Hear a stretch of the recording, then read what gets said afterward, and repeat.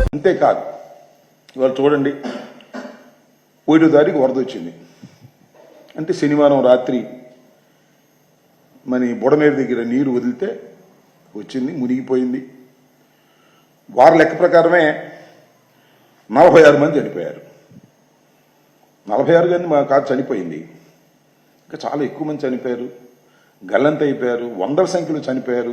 నిదానంగా అన్నీ బయటకు వస్తాయి. ఈ రోజు వరకు 10 రోజులు అవుతుంది. బాధితులకు సరైన సక్రమమైన సహాయం అందనటువంటి పరిస్థితి, అలో లక్ష్మణ అని విలవిల్లాడుతున్నటువంటి పరిస్థితి.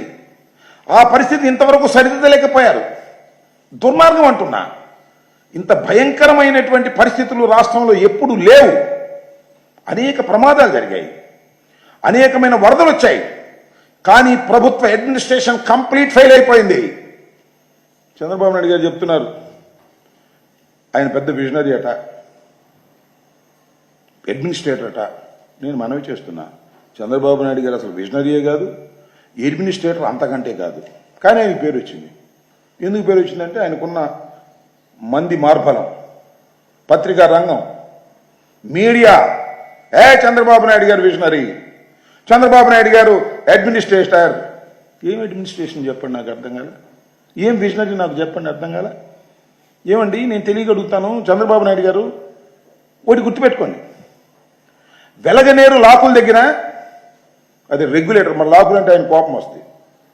రెగ్యులేటర్ దగ్గరికి శనివారం అంటే 31వ తారీఖు మధ్యాహ్నానికి నీళ్లు వస్తే అదే రోజు రాత్రి మీరు విడుదల చేయాలని అనుకుంటే ఎందుకు మీరు ఇన్ఫార్మ్ చేయలేదు? విజయవాడ ఏ ప్రాంతం అయితే ప్రవాహ ప్రాంతం ఉంటుందో ఆ ప్రాంతంలో ఉన్నటువంటి ఇళ్లకు కానీ పేటలకు కానీ ఎందుకు మీరు ఇన్ఫార్మ్ చేయలేకపోయారు? ఇన్ఫార్మ్ చేసి ఉంటే మీరు చెప్పినట్టు ఈ 46 మంది, ప్రజలు అనుకున్నట్టు 100 మంది చనిపోయి ఉండేవారా? చనిపోయి ఉండేవారు కాదే. మీరు ఇన్ఫార్మ్ చేయటంలో పూర్తిగా ఫెయిల్ అయిపోయారు. ఆయన సిసోడియా గారు మొన్న ఎక్కడో చూసే వీడియో, మాకు తెలుసండి ముందే, మేము చెప్పినా కూడా ఎవరు ఖాళీ చేస్తారు, అందుకని మేము చెప్పలేదు అంటున్నాడు. ఎంత సింపుల్గా తీశారండి సార్, నాకు అర్థం కాలేదు.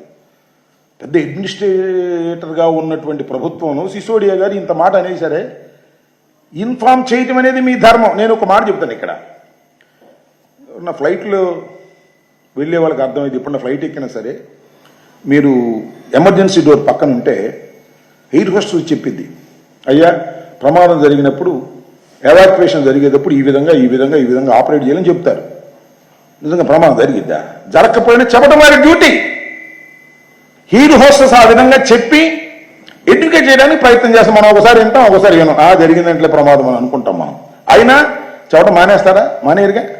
అలాగే వెలగలేరు దగ్గర నీళ్లు మీరు రిలీజ్ చేసే ముందు ఎందుకు అలర్ట్ చేయలేదు, ఎందుకు ఎవాక్యువేషన్ చేయలేదు, ఎందుకు వారందరినీ కూడా పునరావాసానికి తీసుకువెళ్ళకోకుండా మీరు నీళ్లు వదిలేసి ఇంతమందిని చంపేసి? చంద్రబాబు నాయుడు గారు విజనరీ, ఆయన మంచి అడ్మినిస్ట్రేటర్ అంటే ఎలా? నాకు అర్థం కాల. Please subscribe .news.